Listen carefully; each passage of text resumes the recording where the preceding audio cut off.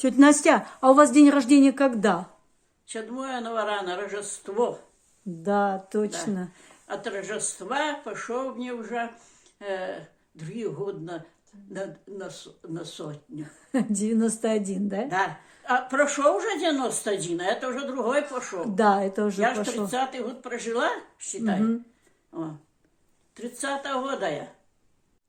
Настасья Сергеевна, вот эти постилки, покрывала, не знаю, как сказать, Это вы все сами труд мой. очень красиво.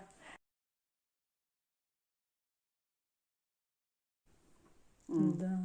Дай Бог вам прожить только не такую жизнь, как я прожила, дети. Тяжелая жизнь была. Людочка, это ж моя, казала, так хотелось еще время, как подъесть хлеба, как не хотел его. Вот у куранях сидели, здається, вот как так наесть еще, как не хотел хлеба. А теперь есть, все подвезуть и знесуть. Чего не ж, так это ж треба их перевязать. 5 дочок, каждого надо рушник. Приходят сваты, надо, чтобы я их перевязала своим рушником. Так як будуть, аби які я ж хочу, щоб і вишить, щоб сказали, о, Настячки свати йдуть, вони ж вип'ють, п'ють, а я вже перевяжу свата первого. Везде надо было. Да, это такое время И на было. Радоницу вышивали, и туда вышивали, везде. А сейчас все.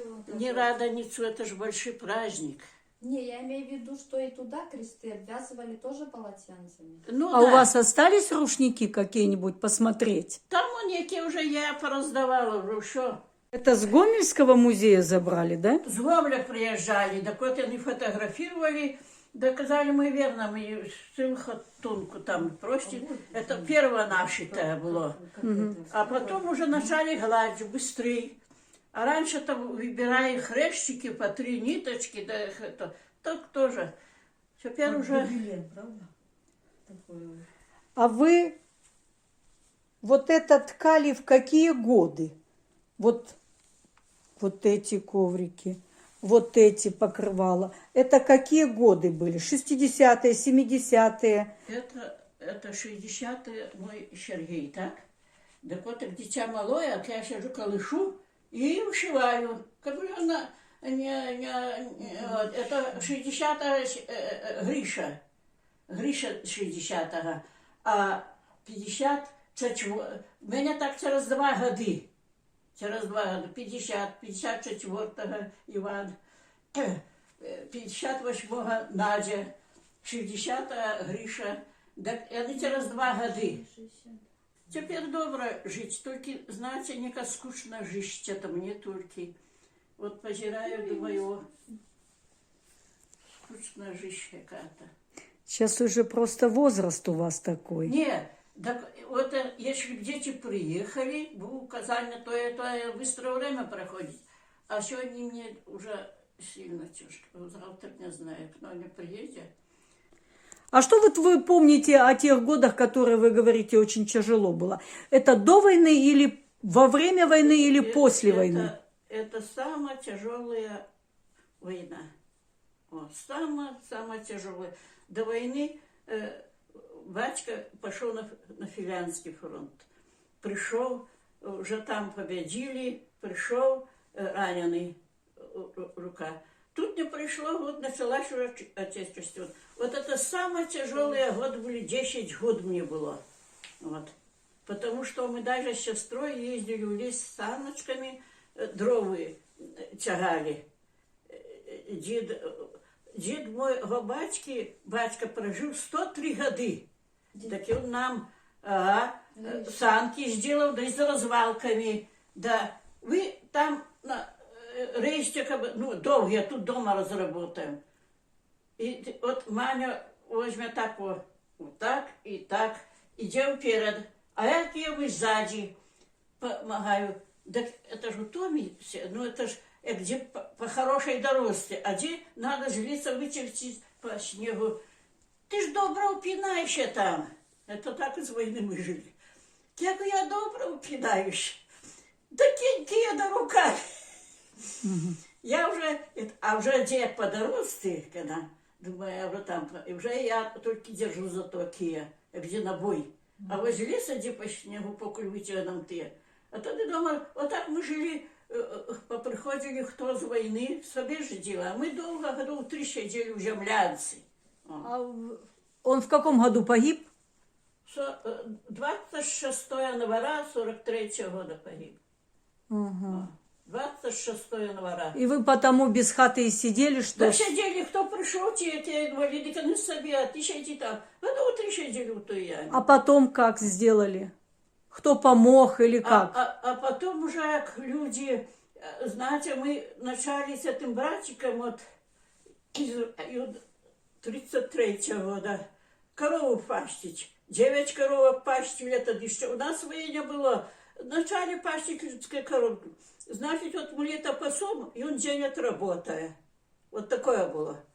Раньше были крепчайшие организмы вот, у людей. Я же вам говорю, что вот батька не пришел мой с фронта, а дед прожил 103 года. А при колхозу робили дарем. Это не только я, вообще так робили.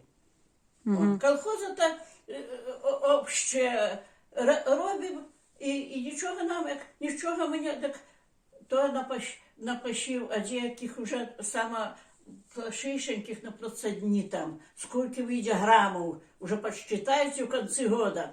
А уже к совхоз стал, все, вот уже к совхоз стало легче. Копейки. Сколько заробят, в месяц дают. Можешь, а тогда год роби, колхоз. Ничего не вышло.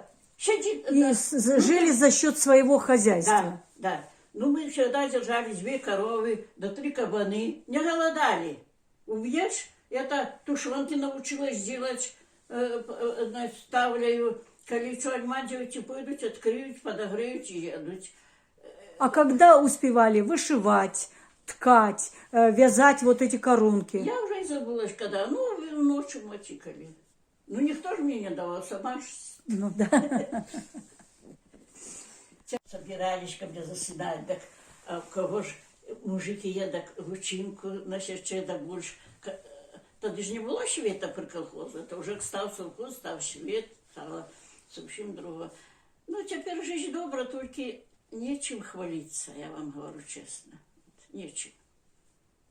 Раньше люди были долгожители, и они свои пили, ели, и где такие были, а теперь иногда бачишь, что вот по телевизору человек робит, а его труд не плачется, он уже обижается, а як жить, что робить? Теперь совсем другое. Лишь не было, а дети засинают, значит, я уже хочу больше чего заробить. Так было такое, самому такое выдумала, что казала, ох, как я такое горе знала, да такая молода, да пошла ж бы я замуж, да такая молода. Не купляла б я себе веночка золотого, да купила б крылечко полетное, да полетела. Это же вот сидишь и уже такое грустное. А таких я никуда не ходила, больше с детьми. Одной годовали. А ваши дети в деревне никого не осталось? Нет. Все уехали? Я их и не заставляла. А они образование какое А получили? вот был такой приказ. По Курняку было... Хоть какое, так у меня так 2 учителя, 2 дочки, 2 бухгалтеры. А самая старшая Надя в Гомеле живет, она Городскую академию окончила. А не схотела в совхозе, осталась в Гомеле. Это самая с девок старшая. Городскую академию кончила, и 2 продавца, и 2 бухгалтера. А у меня некого, думаю, хай ходить, якое, ну. Вы хорошо жили? Гусей по чароде дети ко мне гуляли, гонят до цила по 30 штук. Вот покуль кабана, гусей щеку, подушки насыпаю, перину насыпала, тогда уже девкам подавала, густые перины, подушки насыпала. Ну, вот так, рисковали свое хозяйство. А теперь уже это только язык счет работает, язычок без кости. А уже ручки не хватит. Но вы женщина щедрая, потому что все говорят, у вас было очень много вышитого, тканого, знаете, и вы вот пораздавали. Ни одного дня не было, чтобы у меня чужие дети не были, квартиранты. Так и знаете, ведут к бабе Насте. Баба думает, мои же дети где-то так. И так хочу для них относиться, ну, як лучше. І вони неплохі були усегда, а тепер вже і квартирантів нема, і нічого я не хочу, і нікуди не хочу. От, може, ну, сколечки мені тут осталося вже жити. Я тільки попрошу Господа Бога, щоб, Господи, прости, я день прожила, в чем согрешила, прости мне, дай мне. Там я в спальне, там же тепленько, да и ноги груби. А тут что, холодно. Вы сами затапливаете? А кто же мне это топить? Хорошо. Руки носков. Нет, это, знаешь, иногда разберусь, я опять доплутаю, что раскидаю. А это базилик я взяла. И вот думаю, сынок, как приедет, дрова колоть на день. Во. Это за эту зиму вы Это связали? я его зачем тупила. Вы молодец. До сих пор вязать. Это Так а вообще. что тут надел очки? Ага. Без очков я потираю. А очки надел. И плутал. Какие Это красивенькие. я, вот я зимовала, они набирают мне одежды туда. Туды с дом поскладаю. А могу дать я уже на эту зиму. А это возле этой печки отдыхаете, Это да? я вот мое самое добренькое место. Тепло и хорошо.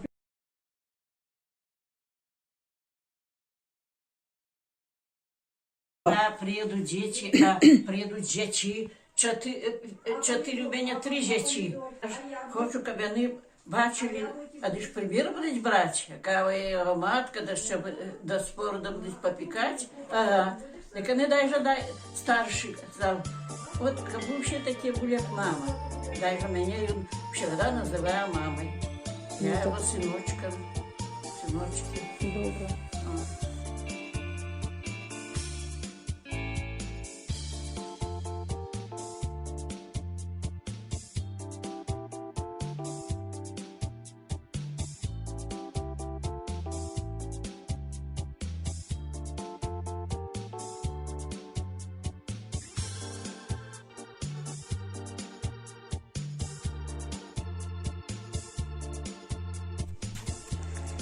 Там